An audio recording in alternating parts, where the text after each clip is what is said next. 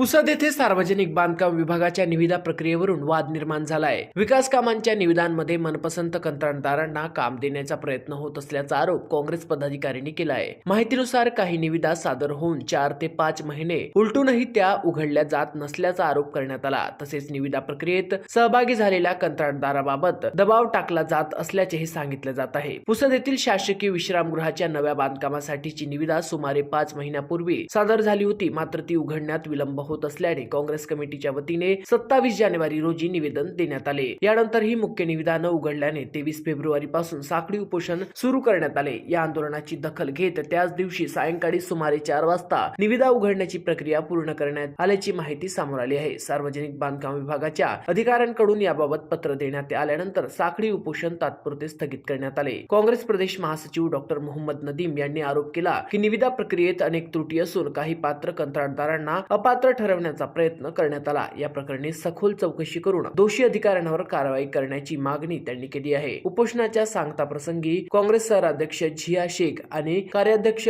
ज्ञानदीप कांबळे यांना शरबत देऊन आंदोलन स्थगित करण्यात आले। यावेळी अनेक पदाधिकारी आणि कार्यकर्ते उपस्थित होते। मी डॉक्टर नदीम, प्रदेश काँग्रेस कमिटी जनरल सेक्रेटरी। या ठिकाणी गेल्या 2-3 वर्षापासून सार्वजनिक बांधकाम विभाग पुसद मध्ये अनागोंदी सुरू आहे। विकासासाठी येणारा जे पैसा आहे हे शहर विकासासाठी किंवा रस्ते विकासासाठी नसून ते काही लोकांच्या स्वतःच्या विकासासाठी अशा पद्धतीचे या ठिकाणी कार्यक्रम चालू आहे। त्या कुठले कामं आहेत त्यांच्या आपल्या मर्जीच्या लोकांना कामं देण्याच्यासाठी वाटेल ते भूमिका या ठिकाणी सार्वजनिक बांधकाम विभागाचे अधिकारी निभवत आहेत।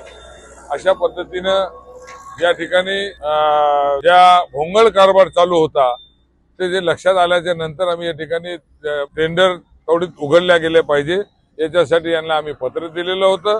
त्या पत्रानुसार त्यांनी 5-5, 6-6 महिन्यापासून या ठिकाणी टेंडर पडलेले होते, ते उघडण्यात आलेले नव्हते। त्या ठिकाणी आम्ही पत्र दिलं। पत्राच्या नुसार त्यांनी मागच्या आठवड्यामध्ये काही टेंडर उघड केले, परंतु एक सार्वजनिक आपले शासकीय विश्रामगृहाच्या बांधकामाचा टेंडर ते उघडत नव्हते आणि निश्चितपणाने त्याच्यामध्ये त्यांच्या मर्जीचे ठेकेदार देण्यासाठी त्यांची कारवाई चालू होते।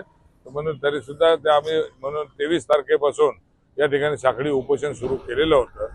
तो त्यांनी 23 तारखेला ताबडतोबीने साखळी उपोषणाची नोटीस मिळाल्याबरोबर त्यांनी त्या ठिकाणी काल 23 तारखेला त्यांनी टेंडर उघडलेले आहे। त्या पद्धतीचे त्यांनी आम्हाला पत्र दिलेलं आहे।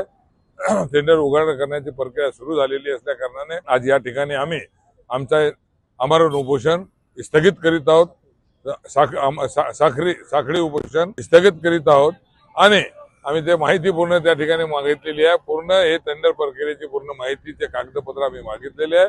ते कागदपत्राची आम्ही तपासणी करणार आहे ताबडतोब आमच्या या वकिलाच्या माध्यमातून, आणि त्याच्यामध्ये काही ज्या त्रुट्या ज्यांचे राहिलेले आहे त्या त्रुट्यांच्यासाठी आम्ही न्यायालयामध्ये प्रकरण नेणार आणि न्यायालयामधून या लोकांना त्यांच्या केलेल्या जे चुका आहे त्या चुकीची शिक्षा त्यांना मिळाली पाहिजे अशी आम्ही मागणी न्यायालयाकडून करणार आहोत। धन्यवाद।